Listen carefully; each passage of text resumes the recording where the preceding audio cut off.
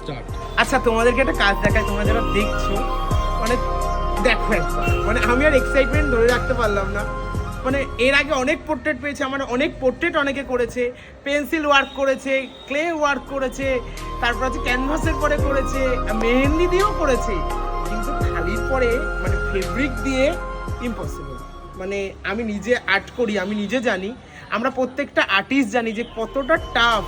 মানে এই যে তোমরা বলো না সাধনা, ঠিক এরকম সাধনা না করলে ঠিক রিয়েল পোর্ট্রেট করা পসিবল না। এই তোমরা বলো না যে কাজের প্রতি মরে যাওয়া, মরিহা হয়ে কাজ করা, এটাই হচ্ছে আমাদের মতো আর্টিস্টরা, মানে যারা প্রতিনিয়ত কারো না কারো পোর্ট্রেট করছে, এগুলো না টাকায় কিনতে পাওয়া যায় না। তো এই একটা সাধনা, এই উপরওয়ালার গড গিফটেড।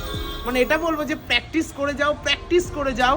ঠিক তেমনই আমাদের স্টুডিওতে দূরত্ব এই আর্টিস্টটা এসেছে, এই যে বোন, দেখো ওই কাজটা করেছে, মানে একটু দেখা, মানে কিছু বলার নেই আমার আর, কিভাবে পসিবল। আমি দাদা কোনোদিনও মানুষের পোর্ট্রেট করিনি, জীবনে ফার্স্ট টাইম তোমাকে আমি করার চেষ্টা করেছি। আর এটা শুনে আমার আরো বেশি ভালো লাগছে। ও পোর্ট্রেট করেছে, আমি ওর পেজ দেখেছি, কিন্তু মানুষের পোর্ট্রেটও কখনো করিনি। আর আমি শিখে খুব ছোটবেলায় শিখেছিলাম, খুব ছোটবেলায়। তারপরে আমি শিখিনি, আমি যা করেছি নিজের থেকে যেটুকু, শুধু দেখে দেখে করেছি। তোমরা অবশ্যই দেখে জানিও বোনের কাজ কেমন লাগলো।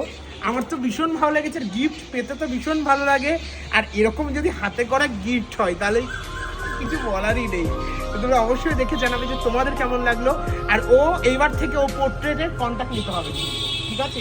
তোমরা কি করে, ও করিনি তো সেখানে কি করে পসিবল, তোমরা অবশ্যই দেখে জানাবে কেমন হয়েছে, কমেন্ট করবে কিন্তু ওই হাতটা দিয়ে একটু কমেন্টে গিয়ে লিখবে কেমন লেগেছে, ভালো হলেও লিখবে, খারাপ হলেও লিখবে। আর তোমরা যদি পোর্ট্রেট করাতে চাও তাহলে ওর সাথে অবশ্যই কন্ট্যাক্ট করবে।